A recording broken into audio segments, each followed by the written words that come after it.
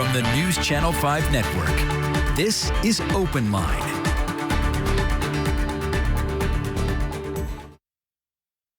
Good evening, everyone, and welcome to OpenLine. Glad to be back with you tonight. I'm Carrie Sharp. We're going to talk tonight about real estate. And I know that is a hot topic, not just this year, but really for the past year or two in this area. And I don't want to just say Nashville, but even surrounding it. It seems like everything is just spreading out now. Great guest joining us once again, Gabriela Lira, who is with Compass Real Estate, a broker there. Gabriela, thank you for being with us. Thank you for having me, Carrie. I am so excited. Everyone knows that real estate is my favorite topic to talk about, so I cannot wait. I know you already do it about 23 hours out of a 24-hour day lately. That's right. So thank you for taking it. I have go ahead. A morning shift and a night shift. I totally understand that. Just from talking to people who are moving here or trying to relocate within the mid-state, it is nuts and you have to be on your game. But before we jump into that, let me remind folks that this is OpenLine. This is their chance to call in, get any kind of real estate question answered tonight. This is your chance. Numbers at the bottom of the screen. 737+ is the number to call. Jump on there. Emila, our producer, will get you set up and then we'll get you on the air just as fast as possible. But first, Gabriela, introduce yourself to our audience. Well, I am Gabriela Lira, and as Carrie mentioned, I am a real estate broker with Compass Real Estate here in the greater Nashville area. I have been doing this for over a decade, and I have never experienced this type of market before. It's certainly much more active than it's ever been, and I represent both buyers and sellers. Very good. Okay, if you can put it in a nutshell, how is 2022 shaping up? It is just as strong, if not stronger, than 2021. Really? I thought you would say, oh, it's doing really great, but not as crazy as 2021, because that seemed, from an outsider looking in, frenzied and chaotic, and just the prices kept going up, up, up, up, up, up. But you're saying 2022 is just trending in the same direction? The data is telling us that we are trending in that same direction. We had the strongest January in the history of Middle Tennessee real estate. My goodness. Is this primarily on the selling side of things?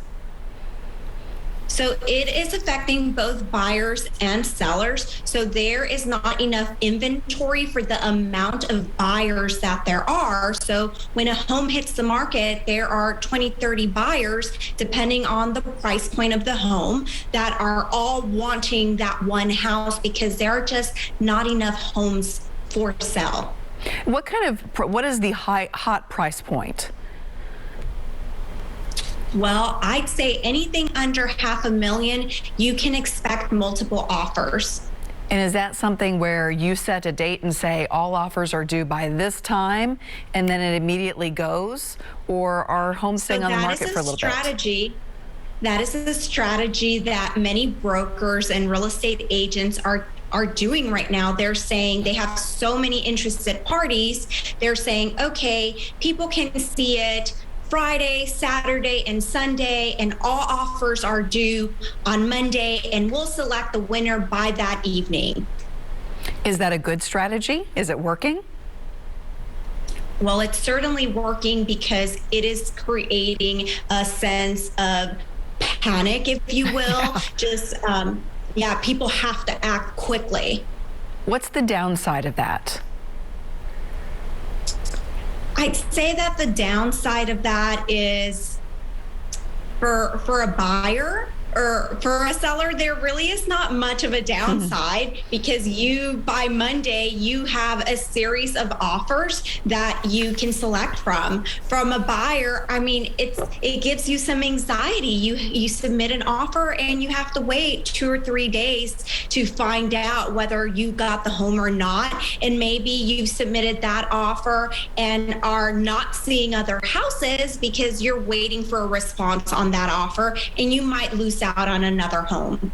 So let's talk about the buying perspective for a little bit. Let's start there, because we hear all these stories about people having to go to great lengths, not only financially to get a home, but also what they need to do before they even start looking. So let's start there. If someone is thinking about buying a home in 2022 in the mid-state, what do they need to start doing today? The number one most important thing for them to do is to get their financial house in order and talk to a lender that can do upfront underwriting. In the past, the way it worked is you talk to a lender, you self-reported some information, and you got a pre-approval letter. Then once you were under contract, that's when they requested all your documentation and proof of employment and income, your tax returns, for example. Now all that is happening before you even find the house.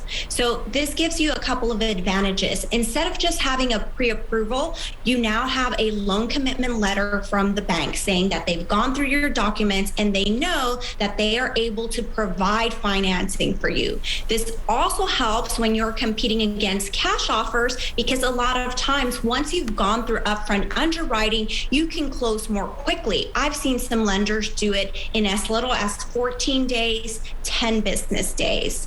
That's incredible, because I wanted to ask you about that cash buyer option.